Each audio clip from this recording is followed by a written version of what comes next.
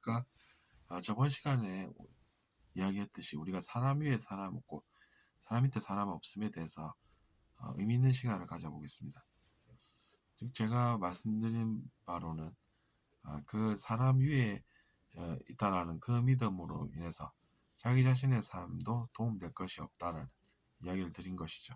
왜냐하면 그것이 허무함으로 기결되기 때문인 것이고, 우리가 기여를 해야 되는 삶에서 높은 자리에 있다는 것은 기여를 더 많이 할 수 있는 좋은 기회다라는 것이 바람직하다는 이야기입니다.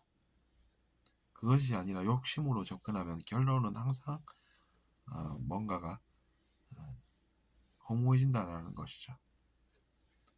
그래서 우리는 진리를 공부하는 것입니다. 찜찜한 마음이 든다라고 하는 것은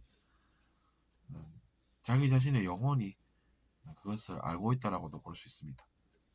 그것은 그 느낌을 믿는 사람들은 무엇을 이야기하는 것인지 알고 있습니다. 그 느낌을 우리가 알아보면 그것도 이유가 있다는 것을 알게 되는 것이죠. 그래서 뭔가 찜찜하다라고 하는 것은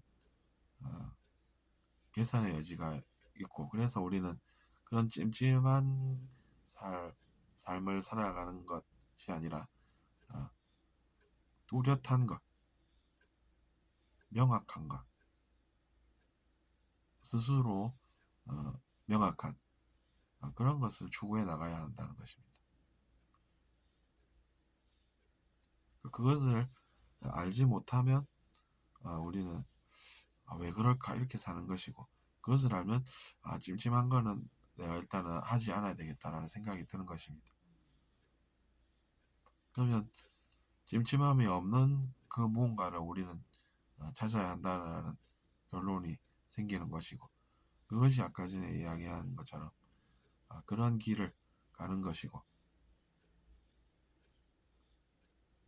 내가 명확하다고 해서 명확한 것이 아니라 스스로 명확한 것, 자명한 그런 것을 따르는 것은 그래서 상당히 올바른 것입니다.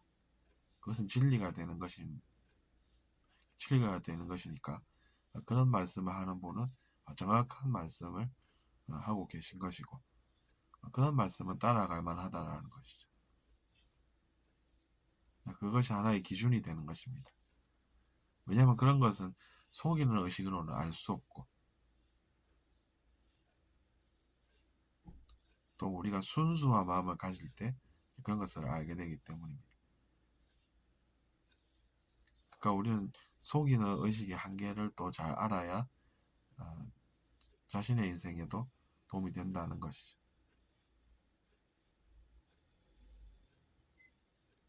정말로 우리가 누구를 따라야 하는가는 중요한 문제입니다. 그 사람이 나를 구원해 주겠다라고 해서 갔는데 아니면 어떻게 되겠습니까? 그냥 이제 속이는 것이 자신이 있어서 그렇게 하면 성공할 것 같다라는 그런 시나리오를 잘 만들어서 사람들을 이끄는 그런 곳에 가면 무엇이 좋겠습니까?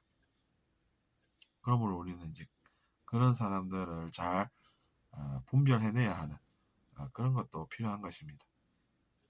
그런 노력이 뒷받침이 될 때 우리가 제대로 구원받고 제대로 은혜 받는 것입니다. 그럼 그런 것도 노력이 필요하다라는 것이죠.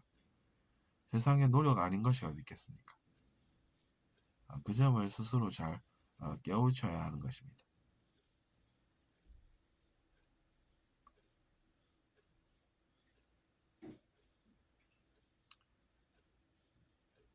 근데 우리가 살다 보면 생각 외로 그런 악의 세력이 물론 반대로 가는 것이지만 그런 것도 있기 때문에 있는 것은 있다라고 인정을 하고, 대신에 우리가 그런 것을 당하지 않아야 되겠다라고 생각하고, 그 속에서 또 인생의 진리를 발견하고 그렇게 갈 수밖에 없지 않나 이런 생각을 해보는 것입니다. 그런 것이 전혀 없다라고 하면 물론 뭐 사람들이 좋아하긴 하겠지만, 그런 것이 왜 있을까라는 것도 알아서 우리가 당하지 않는 그 길을 또 가야 한다는 것입니다. 현실은 현실이지 않겠습니까? 그렇기 때문에 제가 이런 이야기를 여러분과 함께 나누면서 의미 있는 시간을 또 가져봤습니다. 들어주셔서 감사하고 구독 부탁드리겠습니다.